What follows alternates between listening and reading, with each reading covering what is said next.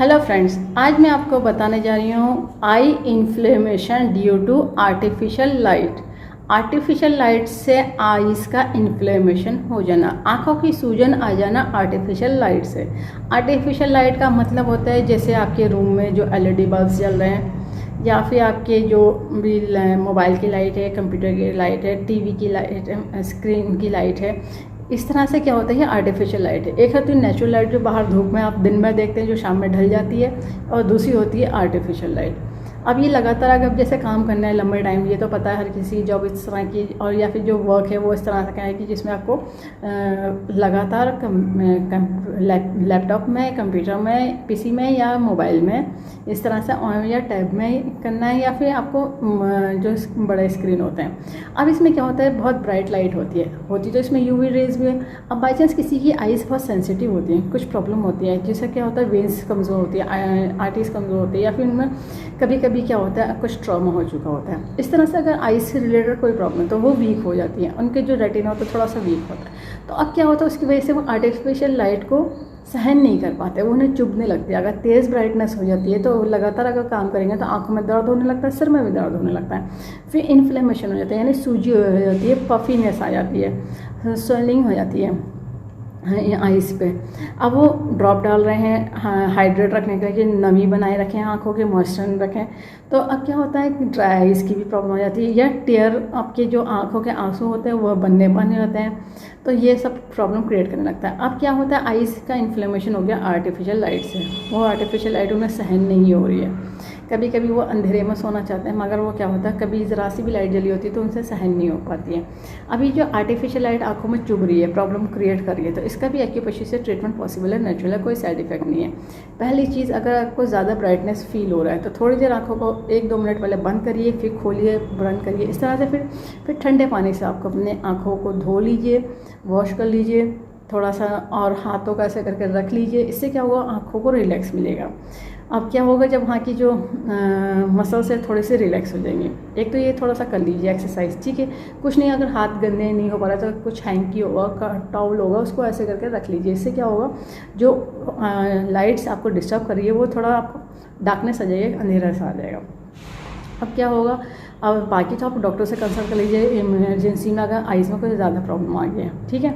अब इसको रिलैक्स करने के लिए, क्योंकि ये ज़्यादा प्रॉब्लम क्रिएट कर रहा है, आर्टिफिशियल लाइट आइज़ की इन्फ्लेमेशन हो गई है, इन्फ्लेमेशन नहीं जा रही है।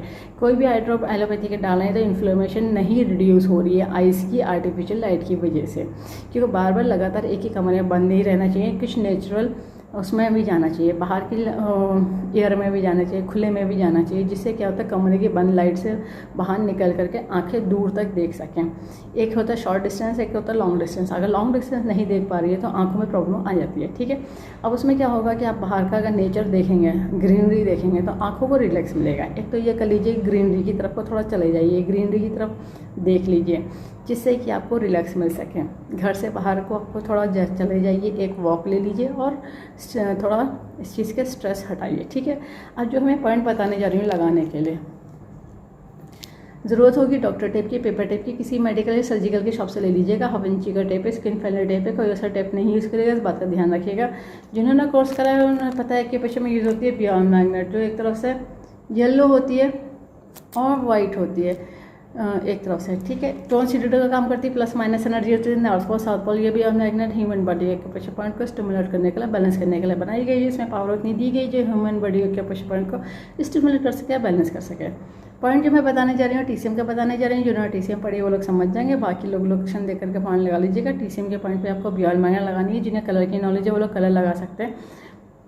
जो लोग कलर लगा रहे हैं ध्यान रखिएगा, कलर के बाद मैग्नेट नहीं लगाइएगा, एक बार में एक ही मेथड यूज़ करिएगा, या तो आप कलर लगा लीजिए या फिर बियॉन्ड मैग्नेट लगा लीजिए। और जो लोग कलर लगाते हैं तो इस बात का ध्यान रखिए कि कलर के ऊपर अगर पसीना आ जाए या फिर पानी लग जाए तो उसका काम ख़त्म हो जाता है, उसको रीअप्लाई करना पड़ता है कलर्स को, ठीक है।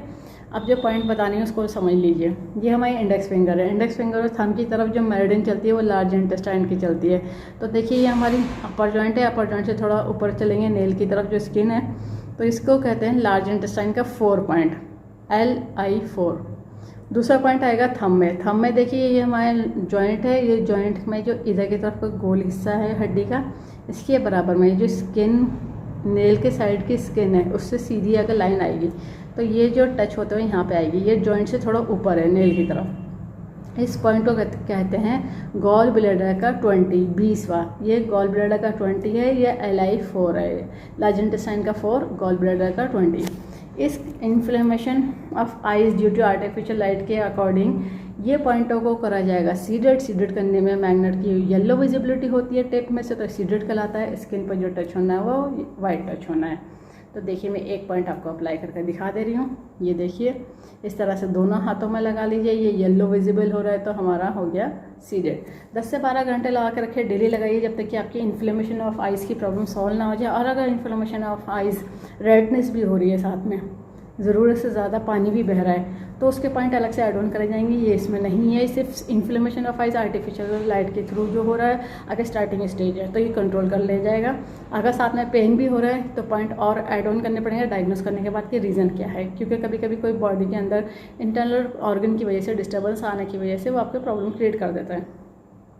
इस वीडियो को ज़्यादा से ज़्यादा शेयर करिए, सब्सक्राइब करिए, लाइक करिए, ताकि लोगों को पता चल जाए कि पिछले सभी तरह के डिजीज़ को ट्रीट कर देते हैं, क्योर कर देता है, कंट्रोल कर देता है, रूट कॉज को ठीक कर देते हैं।